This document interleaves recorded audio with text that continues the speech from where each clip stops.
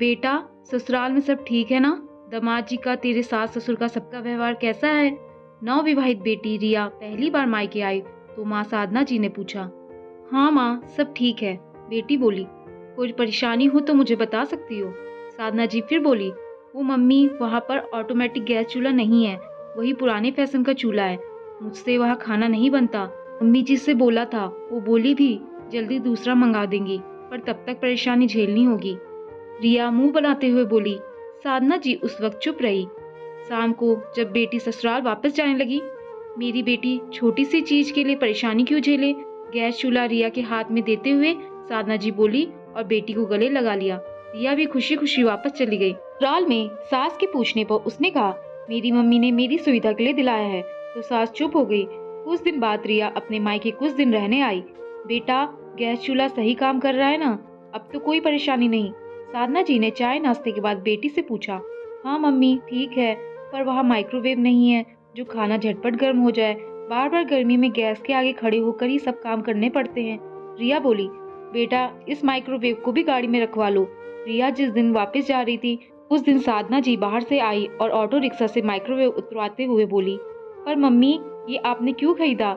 रिया microwave देख बोली, कोई बात नहीं बेटा, तुम यहाँ रहने आई हो, कोई उपहार तो देना ही था, तो यही सही। साधना जी बोली और रिया इस बार खुशी खुशी वापस चली गई। साधना, मुझे लगता है तुम्हें माइक्रोवेव नहीं लाना चाहिए था। साधना के पति श्रीकांत बोले, अरे, अपनी इकलौती बेटी को ऐसे कैसे परेशान होने दे सकती हूँ मैं छोटी सी चीज के लिए? साधना जी, बेटा, दिवाली आ रही है, सबके उपहार तो हमने खरीद लिए हैं, तुम्हें कुछ चाहिए तो बताओ। साधना जी ने बेटी से फोन पर कहा, वो मम्मी, यहाँ फ्रिज छोटा है और पुराना भी, अगर हो सके तो। रिया ने अपनी बात अधूरी छोड़ दी। चलो बेटा, मिलते हैं दिवाली पर। साधना जी ने ये कहकर फोन काट दिया। दिवाली के तोहफे के साथ एक डबल डोर फ्रिज लेकर साधना जी और श्रीकांत जी बेटी के घर पहुंच गए थे। ऐसे ही वक्त गुजरता गया और रिया अपने घर में कुछ न कुछ चीज की कमी का रोना रोती और साधना जी तुरंत वो चीज उपलब्ध करवा देती। श्रीकांत जी की पत्नी को बहुत समझाते हुए वो बेटी के मामले में उनकी एक ना सुनती। आज रिया की शादी की दूसरी सालगिरह है। साधना जी और श्रीकांत जी बेटी के ससुराल जाने की तैयारी कर रहे थे कि रिया वहां आ गई। मम्मी पापा, पुलकित को एक गाड़ी खरीदनी है जो 10 लाख की है। उसके पास 5 लाख तो है, क्या 5 लाख आप दे सकते हैं? हम जल्दी ही पैसा लौटा देंगे। रिया बोली, पर बेटा, गाड़ी तो हमने दी थी तुम्हारी शादी में, फिर अब दूसरी क्यों? श्रीकांत जी बोले, पापा, वो तो सस्ती वाली है, पुलकित को लेटेस्ट मॉडल लेना है। रिया चहकती हुई बोली, लेकिन बेटा, इतनी बड़ी रकम का इंतजाम तो मुश्किल है। 40-50 हजार की बात होती तो अलग बात थी। अब तुम्हारे पापा भी रिटायर हो गए हैं। साधना जी बोली। रिया नाराज होकर घर चली गई। उसे लगा उसके मम्मी पापा पैसा देना नहीं चाह रहे हैं। पापा को रिटायरमेंट का पैसा तो मिला होगा, जबकि वो जानती थी रिटायरमेंट के पैसे उसकी शादी के कर्ज में चले गए हैं। रिया बेटा, तुम वापस क्यों आ गई हो? सब ठीक तो है? 2 दिन बाद बेटी को दरवाजे पर देख साधना जी चौंक पड़ी। वो मम्मी, पुलकित नाराज हैं, बोलते हैं गाड़ी में तुम भी तो घूमती। आधे पैसे का जुगाड़ मैंने कर लिया, आधा तुम नहीं ला सकती क्या? अपने माँ बाप से वैसे तो वो तुम्हारी सहूलियत को हर चीज देते थे, आज मैंने बोला तो नखरे दिखा रहे हैं। अपने घर जाओ और पैसे लेकर लौटना। रिया ने रोते हुए सारी बात बताई। बेटा, ये तो दामाद जी ने बहुत गलत किया। 10-20 हजार की चीज और 5 लाख रुपए में जमीन आसमान का अंतर है।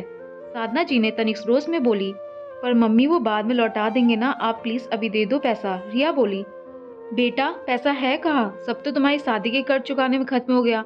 हम खुद अपना गुजारा पेंशन से कर रहे हैं। मैं अभी दामाद जी से बात करता हूँ इस बारे में। श्रीकांत जी वहां आकर बोले और दामाद को फोन लगाया, पर उसने उठाया नहीं। कई बार कोशिश करने पर भी फोन नहीं उठा। पापा, वो नाराज हैं, अगर पैसे नहीं मिले तो वो मुझे घर में नहीं घुसने देंगे।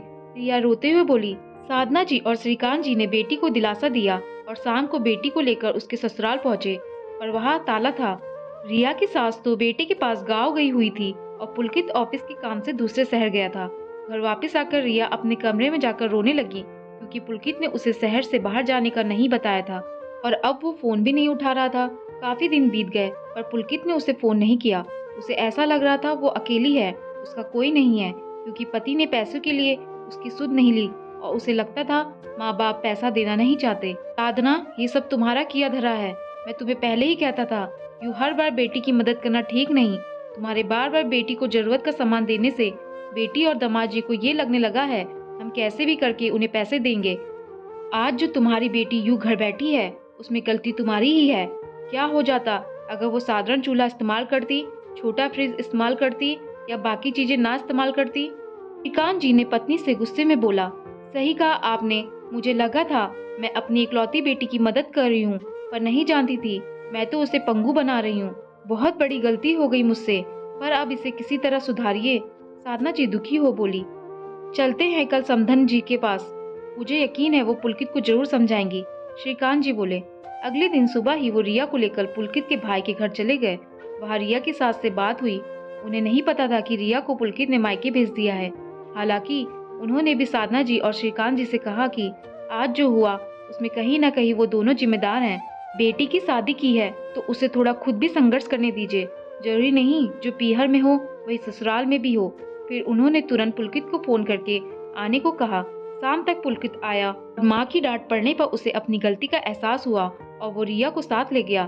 साधना जी और श्रीकांत जी अपनी समधन का शुक्रिया अदा करते नहीं थक रहे थे। उनकी समझदारी ने बेटी का घर फिर से बसा दिया। दोस्तों, ऐसा अक्सर होता है, बेटी को ससुराल में थोड़ी भी परेशानी हो या किसी चीज की कमी हो, माता पिता तुरंत दिला देते हैं। जरूरत बाद में आदत बन जाती है और बेटी दामाद अनावश्यक मांगे करने लगते हैं, जिनको पूरा न करने की दशा में बेटी को परेशानी भी झेलनी पड़ जाती है। रिश्तों में खटास आ जाती है। बेटी को उपहार देना गलत नहीं, पर हर बार उसकी छोटी छोटी जरूरतें पूरी करना बच्चों को पंगु बना देता है और उन्हें सहारा की आदत पड़ जाती है। आपने बेटी की शादी की है, अब उसका सुख दुख में साथ दीजिए, पर कुछ परेशानियों का सामना खुद भी करने दीजिए। ऐसी मदद का क्या फायदा जो बेटी का घर ही तोड़ दे, क्योंकि हर सास रिया की सास की तरह समझदार नहीं होती। दोस्तों, आपको ये कहानी कैसी लगी नीचे कमेंट्स करके हमें जरूर बताइएगा। अगर आपको ये कहानी पसंद आई हो तो अपने दोस्तों के साथ जरूर शेयर करें और ऐसी ही प्यारी कहानी सुनने के लिए हमारे चैनल को सब्सक्राइब करके बेल आइकन को ऑल पे सेट करना ना भूलें। धन्यवाद।